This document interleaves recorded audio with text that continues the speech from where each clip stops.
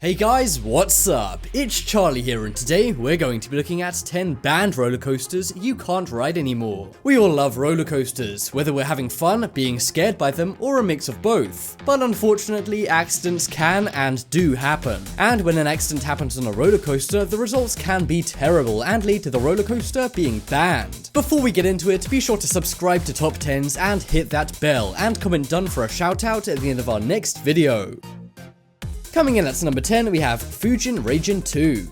The Expoland theme park opened up in Japan in 1970, and while it was in operation, the most popular ride was a giant ride named Fujin Raijin 2. It was hundreds of feet tall and was really quite a sight to see. But in 2007, the coaster derailed during a ride thanks to a broken axle. The cart flipped over up high and many riders were flung out. They were all injured, and one 19-year-old girl actually passed away. The ride was quickly closed down and an investigation was formed to find out what happened.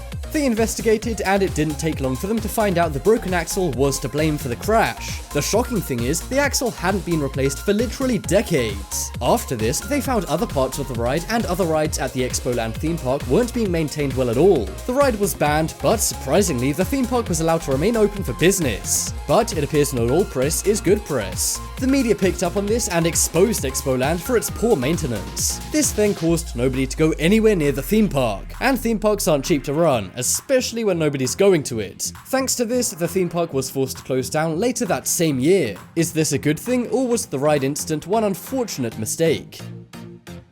Next up is Son of Beast. The name of this ride alone is scary, but trust me, that's not the only scary thing about this ride. This ride was built in Ohio's Kings Island theme park. It was an amazing ride when it came out, as it showed what modern physics and engineering could really accomplish. And it actually broke world records at the time for being the highest speed wooden roller coaster of all time. This roller coaster could actually travel at 70 miles an hour in a number of seconds. And it also held the world record for the highest drop on any wooden roller coaster. It was a 214-foot drop and even had an inversion.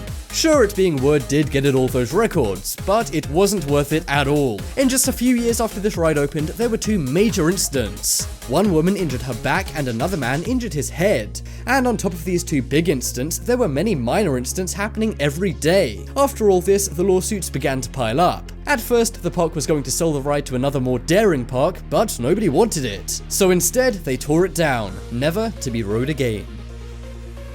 Coming up next, we have Mantis. Cedar Park is the second oldest and one of the most popular theme parks in the USA.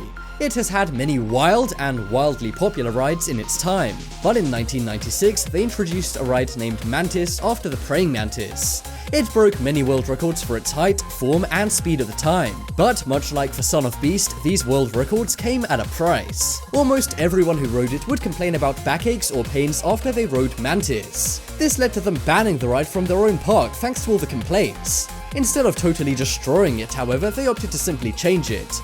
And much like DJ Khaled, they changed a lot. I changed a lot. They rebuilt it into a ride where people's feet dangle down from the coaster. Believe it or not, this is far safer, but way less exciting to ride. They did this to avoid getting sued and of course keep the ride's legacy going on. But while it may still be there under a different name and design, it's nothing like the original banned version.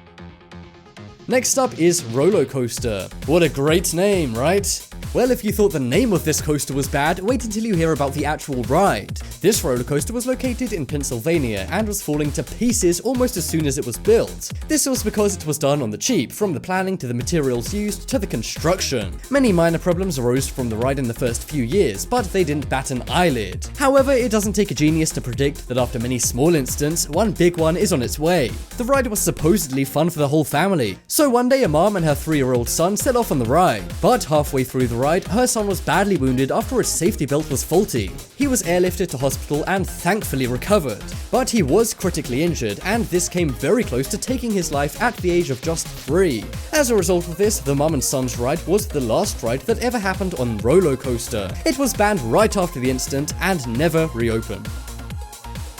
Next up is Thunderbolts. This ride was located in Dream World Amusement Park in Australia. It was installed upon much anticipation and quickly became one of the park's most popular rides. This is largely because it was the first roller coaster in all of Australia to feature a vertical loop.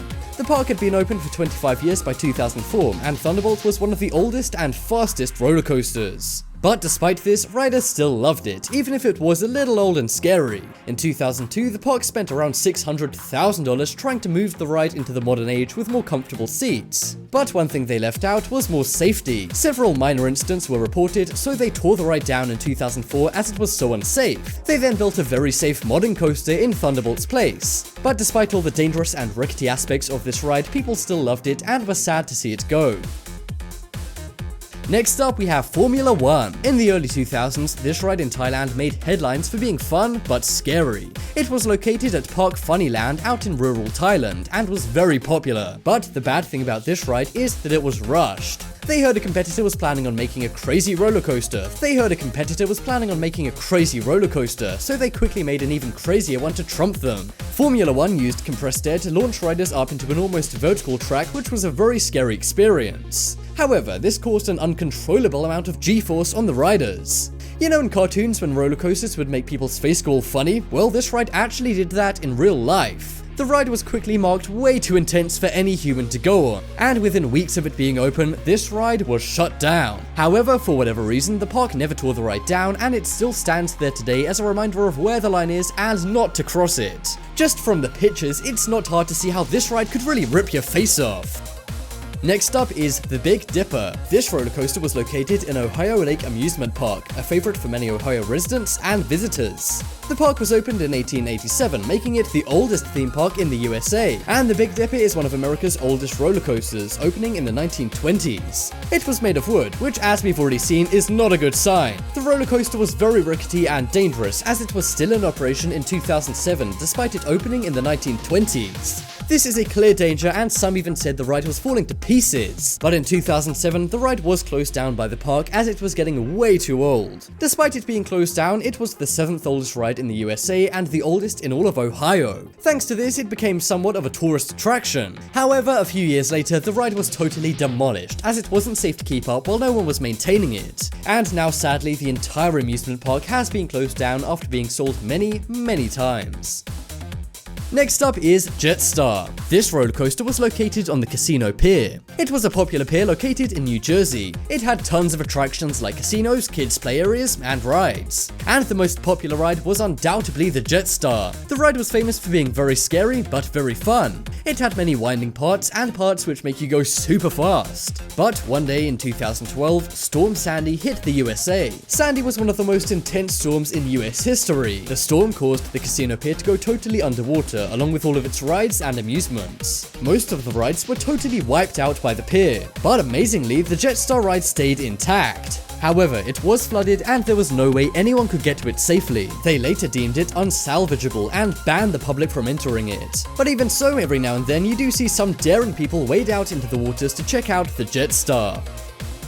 Next up, we have Gatlinburg Mountain Coaster. Gatlinburg is located in Tennessee and is a popular tourist location. There's tons of stuff to do, whether it be fishing, hiking, or riding roller coasters that will break all of your bones. You might think I'm joking, but that's really what happened to one unlucky rider in 2016. The ride was supposed to take you around the scenic woodlands of Gatlinburg Forest. However, one girl riding the coaster was thrown out of her seat. The ride isn't particularly high, but she broke her wrist, kneecaps, and some ribs. She was also knocked out cold due to the terrible fall. Thankfully, she was rescued and came to a couple of hours later. However, due to this incident, the ride was shut down. There was some talk of it being reopened again, but many feel it's still very unsafe. Right now, the public's not allowed to ride on it as the operators have closed it down. But unlike many other roller coasters on this list, this one might actually get unbanned.